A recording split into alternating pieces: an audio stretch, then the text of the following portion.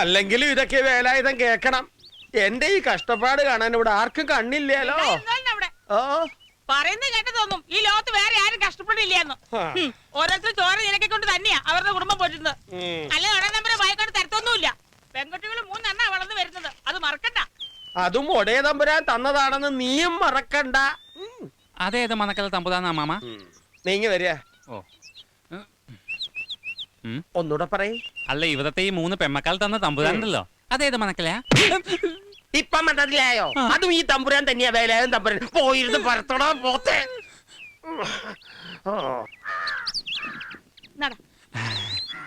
അമ്മേ ഞങ്ങൾ പോവാ. പോട്ടെ അമ്മേ.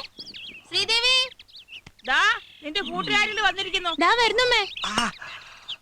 എടേ, ട്യൂഷൻ ക്ലാസ്സിലേക്കാണെന്നും പറഞ്ഞ കണ്ട ഊടുവഴിയിലും പറങ്കാവിന്റെ ചോട്ടിൽ നിന്ന് തിരിഞ്ഞു കളിച്ചു എന്നറിഞ്ഞാ നിന്റെ മുട്ടും കാലി ഞാൻ തല്ലി ഓടിക്കും. അതൊക്കെ ഓരോരുത്തർ വെറുതെ പറയണതാണമ്മേ. നാട്ടുകാർക്കാൻ തടി പ്രാന്തോ? അവള് 4 അക്ഷരം പഠിക്കുന്ന ആർക്കും കണ്ടുകൂടാ. അത് തന്നെ കാര്യം. എന്റെ മോള് പൊയ്ക്കേ. എന്താടി ഇത്ര മധുരം? നിന്റെ തന്ത കൊണ്ട് തരുന്നുണ്ടോ പഞ്ചാര? അയ്യോ, അപ്പൊ നിങ്ങളൊന്നും അറിഞ്ഞില്ലേ? കുഴി കിടക്കുന്ന എന്റെ തന്ത ഇന്നലെ വിരുന്ന് വന്നായിരുന്നു.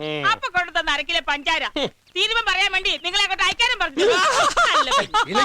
പോത്തെ, തൊട്ടതിനും പിടിച്ചതിനും ധാരാളിത്തം കാണിക്കണം. നീ ഒന്നും മനസ്സിലാക്കണം. ഇവിടെ അടുപ്പ് പുകയണേൽ ഞാൻ തന്നെ വേണം. ആ കുഞ്ഞുണ്ണി നേർക്ക് മുതൽ 4 മാസത്തെ പലിശ അടക്കം ഉറുപ്പിക 6800 കൊടുക്കണം.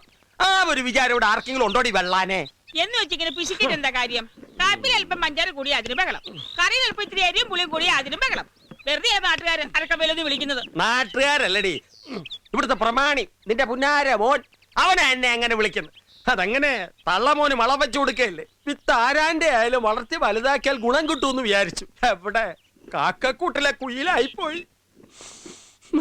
കുയിലിന്റെ മണിനാദം കേട്ടു.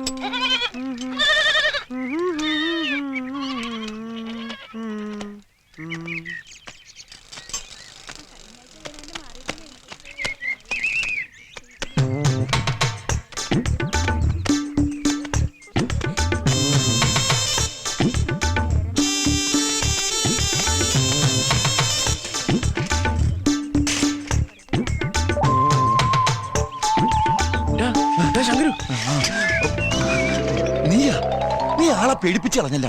പേടിപ്പിച്ചൊന്നുമല്ല, നാട്ടുകാരുടെ തല്ലുകൊണ്ടിരിക്കാൻ ചെയ്ത. വാങ്ങട് ഈശ്വര, കുളി തുടങ്ങണേ ഉള്ളൂ. നീ തല്ലുകൊണ്ട് ചാവും. അതിന് ഞാനെന്ത് ചെയ്തെന്നാ? ഒന്ന് മൂത്രമൊഴിക്കായിരുന്നു അല്ലേ? ആ പെണ്ണുങ്ങളുടെ ഭർത്താക്കന്മാര് കണ്ടാലേ ഇനി മേലെ നിനക്ക് മൂത്രമൊഴിക്കേണ്ടി വരില്ല.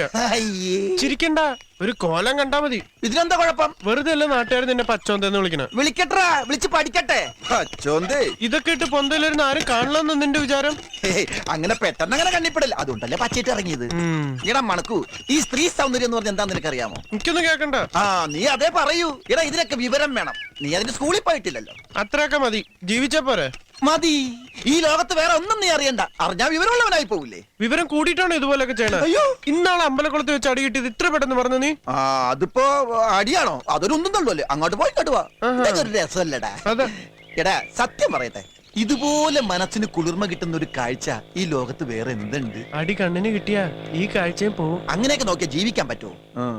ഒരു പുക എടുക്കണ വേണ്ട. എടാ, ആണുങ്ങളായ ഇതൊക്കെ വലിച്ച് ശീലിക്കണം. രാവിലെ 3 നേരം കൂടി അങ്ങോട്ടാ. പെൺകുട്ടികൾക്കൊക്കെ തീരെ ബഹുമാനം ഇല്ലാതായി. എങ്ങനെ ഉണ്ടാവാനാ? ദിവസം 5 നേരം TV സീരിയലല്ലേ തിന്നണത്? അല്ല കാണുന്നത്. എന്താ അടുത്ത പരിപാടി? എന്ത് പരിപാടി? പിന്നെ ഈ സിമന്റ് ചട്ടുകവും തേപ്പുകളെ കിട്ടി പൊക്കണ എന്തിനാ വെറുതെ നടക്കണ? അയ്യോ, ഇന്ന് എനിക്ക് പണിയുണ്ട്. അക്കാര്യം ഞാൻ മറന്നുപോയി. മേസ്ത്രിയോടെ കാത്തിരിക്കാം. അപ്പൊ വൈകുന്നേരം കാണാം. ഓക്കെ. ആ മണക്ക് വന്ന അവൻ കുളിയും കാണാൻ പറ്റില്ല. മേസ്ത്രിയുടെ തെറിയും കേൾക്കേണ്ടി വരും. ഹലോ,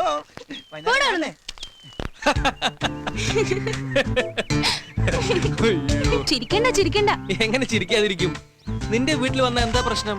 വന്നാലേ എന്റെ അച്ഛൻ ഈ നസ്രാണി ചെറുക്കന്റെ മൂക്ക് മുറിക്കും. അല്ലെങ്കിൽ തന്നെ ചെറിയൊരു സംശയമുണ്ട് വീട്ടില്. നമ്മുടെ കാര്യം അവര് പറഞ്ഞു കൊടുത്തിട്ടുണ്ടെന്നാ തോന്നണ. എന്തായാലും ഇതൊക്കെ ഒരു ദിവസം എല്ലാവരും അറിയാൻ പോണതല്ലേ?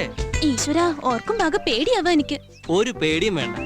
ഇനി എന്ത് പ്രശ്നം ഉണ്ടായാലും ഈ ഭൂമി അങ്ങോട്ട് കുലുങ്ങിയാലും ശരി, ഈ പപ്പടത്തിനെ ഞാൻ കൊണ്ടുപോകും. എങ്ങോട്ടാ? അങ്ങ് ബെത്ലഹേമിലേക്ക്. എന്റെ വീട്ടുകാരറിഞ്ഞാലേ 2 പേരും പിടിച്ച് കുരിശി തറക്കാൻ ഞാൻ മതി.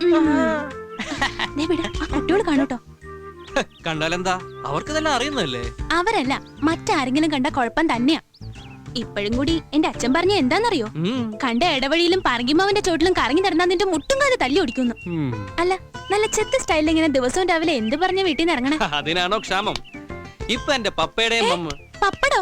പപ്പടമല്ല, അത് നിന്റെ വീട്ടിൽ. ഇത് പപ്പ, മൈ ഫാദർ. ഉം. അവരുടെ വിചാരം ഞാൻ വലിയ സത്യക്രിസ്ത്യാനിയാണെന്ന്. ദിവസവും രാവിലെ പള്ളിയിലേക്കാണെന്ന് പറഞ്ഞ ബൈക്ക് എടുത്ത് വീട്ടിൽ നിന്ന് ഇറങ്ങുന്നത്. പള്ളി കയറിയിട്ട് മാസം എത്രയെന്ന് ഈശോയ്ക്ക് മാത്രം അറിയാം. ദേ ആ പച്ചോന്ത് വരുന്നുണ്ട്. പച്ചോന്തോ? ആ സിമന്റ് പണിക്കാരെ ശങ്കരു കണ്ട പ്രശ്നമാണേ. എന്റെ ഏട്ടന്റെ കൂട്ടാവൻ. ഞാൻ പോണേ. എത്ര നേരെ കാത്തു നിൽക്കണു? വാപ്പോ.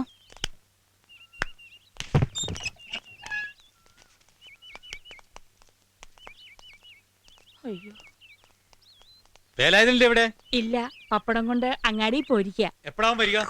അറിയില്ല, വൈകുന്നേരം ആവുമ്പോഴേ വരണുണ്ടാവുള്ളൂ. കൊറേ പ്രാവശ്യം എന്നെ ഇങ്ങോട്ട് നടത്തിക്കണു. വെറുതെ കളിപ്പിക്കാൻ നിൽക്കണ്ടെന്ന് പറഞ്ഞോളൂ. പറഞ്ഞോളാം കുഞ്ഞുണ്ണിയാരെ. അത്യാവശ്യ കാര്യമാണ്, അല്ലെങ്കിൽ തൂങ്ങിച്ചാവേണ്ടി എന്നൊക്കെ പറഞ്ഞിട്ടേ ഉറുപ്പി 5000 എണ്ണി വാങ്ങിയിട്ട് മാസം 5 ആയി. ഇപ്പൊ അതിന്റെ പലിശയില്ല, മുതലും ഇല്ല. ഇങ്ങനെ ആയാൽ കുറച്ച് ബുദ്ധിമുട്ടാവും. പലിശ മറ്റടുത്ത് പലിശ പലിശ പണ്ടാരക്കാലം പേടിപ്പിച്ചു പറഞ്ഞല്ലോ. ഇവ തോൽച്ചിരിക്കാൻ ഇപ്പൊ ഞാൻ പറഞ്ഞു കൊടുക്കും. പറഞ്ഞാ ഇപ്പൊ നിന്നെ ഇവിടുന്ന് പറഞ്ഞു കൊടുക്കും. പൈസ എണ്ണി വാങ്ങിച്ച ശേഷം എപ്പോ അന്വേഷിച്ചു വന്നാലും ആളെ കാണില്ല. വരുമ്പോ പറഞ്ഞോളാം. നേരാമണ്ണം അവനെ പറഞ്ഞ് മനസ്സിലാക്കിക്കൊള്ളു. അല്ലെങ്കിൽ കെട്ടിവരും ഞങ്ങൾ അവനോട് കൊണ്ടുപോകും. കൊടുത്ത മുതലും പലിശയുടെ പലിശയും കൃത്യമായിട്ട് എണ്ണിയാ ഞങ്ങൾക്കറിയാം. വാടാ, അങ്ങാടിയിൽ നോക്കാം. എന്താ കുഞ്ഞിഞ്ഞാരെ? വേലാതിനെ അന്വേഷിച്ചു വന്നാ.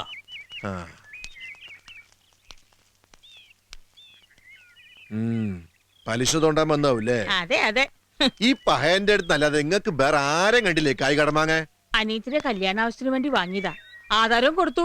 നാട്ടുകാരുടെ കപം തിന്നാൻ നടക്കുന്ന ഹിമാറാവേ കുടിയും പറമ്പും പോവാൻ നോക്കിക്കോളി. അല്ല, അന്റെ ബേലത ശരിക്കും ഇവിടില്ലേ? അതാരാ? ശരിക്കും വേലാതെ ഇവിടെ തന്നെ ഉണ്ട്.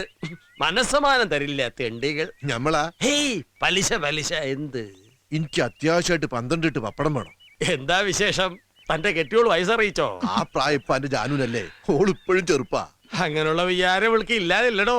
എന്റെ നെഞ്ചി തീയ. അല്ല, കണ്ടത് പറഞ്ഞാനിട്ടാ. ഇജ്ജ് എന്തിനാ ബേലത ഇങ്ങനെ ഇടങ്ങേറാവുന്നത്? വല്ല കണ്ണിടാക്കിട്ടരം കണ്ടൂടെ? കാശ് വേണ്ടടോ. അതുകൊണ്ട് പിന്നെ ആവാന്ന് കരുതി ഓർഡർ എത്തിക്കാൻ കണക്കാക്കി വെച്ചതാ. രാവിലെ പീടിയിൽ തിരക്ക് കഴിഞ്ഞ് ഗ്ലാസ് കൈ വെക്കുമ്പോഴാ ഒരു സദ്യന്റെ ഓർഡർ കിട്ടിയത്. വയ്യെങ്കിൽ ഏറ്റു.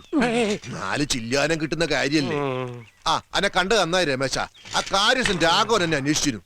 ഇവനെയോ? കാര്യസ്ഥന് പ്രാന്ത? അല്ല, ഇതെന്തപ്പ ചക്രവൂരി പറഞ്ഞ്? 5 കാശിന്റെ ചക്രം ഈ വീട്ടിലേക്കില്ല. എന്നാ പിന്നെ ഈ ചക്രമെങ്കിലും ആയിക്കോട്ടെ. കള്ളന്മാരുടെ ശല്യം ഉണ്ടാവുക. നമ്മുടെ മുതൽ നമ്മളല്ലേ സൂക്ഷിക്കണം. അത് വേണം.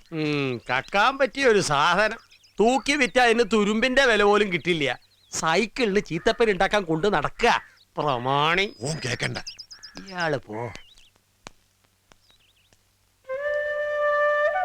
ഇത് പരത്തി പരത്തി എന്റെ ജീവിതം പരന്നു എന്നല്ലാണ്ട് വേറൊന്നും ബാക്കിയില്ല. പതത്താ ഞാനല്ലേ അതെ. നീ പോടാ. ഞാൻ ഇവിടുത്തെ ഒരു പ്രമാണിയുടെ കാര്യം പറഞ്ഞതാ. കുലത്തൊഴിൽ പഠിച്ച മോശല്ലേ?